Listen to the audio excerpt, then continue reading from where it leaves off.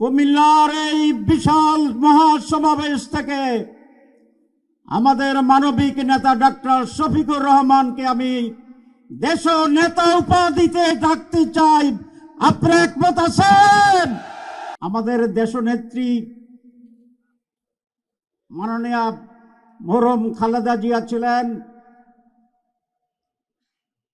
উনি ইন্তেকাল করেছেন। আমরা তার রুহের মাগফিরাত কামনা করি, আল্লাহ তাকে জান্নাত দান করুক।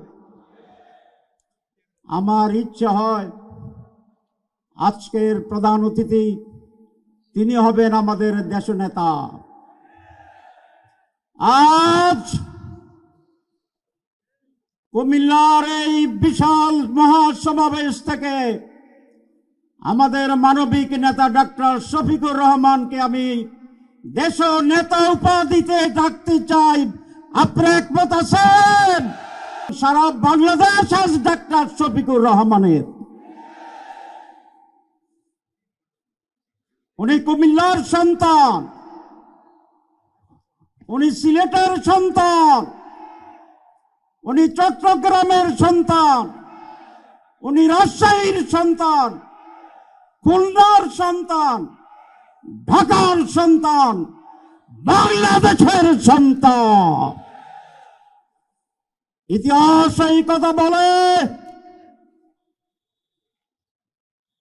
অনেক নেতার নেতৃত্বে বাংলাদেশ 56 বছর পরিচালিত হয়েছে।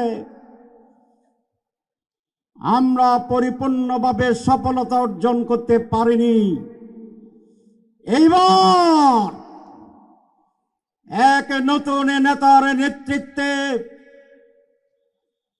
36 জুলাইয়ের বিপ্লবের পরে নতুন বাংলাদেশ গড়ার যেই মহান কারিগর আজ রাজপথে চড়ে বসাচ্ছেন, এই নেতার নেতৃত্বে ইনশাআল্লাহ নতুন বাংলাদেশ গড়ে উঠবে। কারণ এই দেশের বেসিক সমস্যা 3টি। এক, যোগ্য নেতৃত্ব। 2, দুর্নীতি। 3, নিঃস্বার্থ দেশপ্রেম এবং সাহস।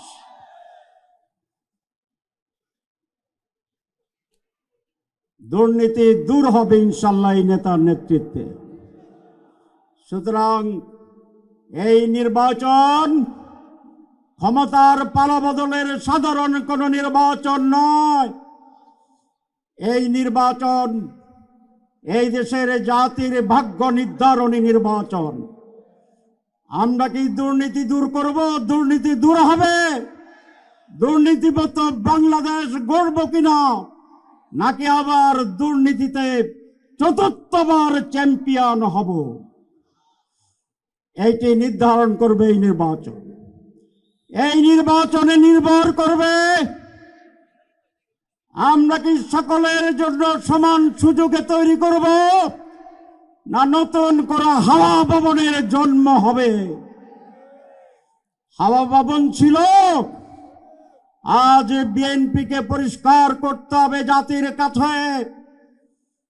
তারা ক্ষমতায় যদি আসে তাহলে হাওয়া ভবন থাকবে কি না।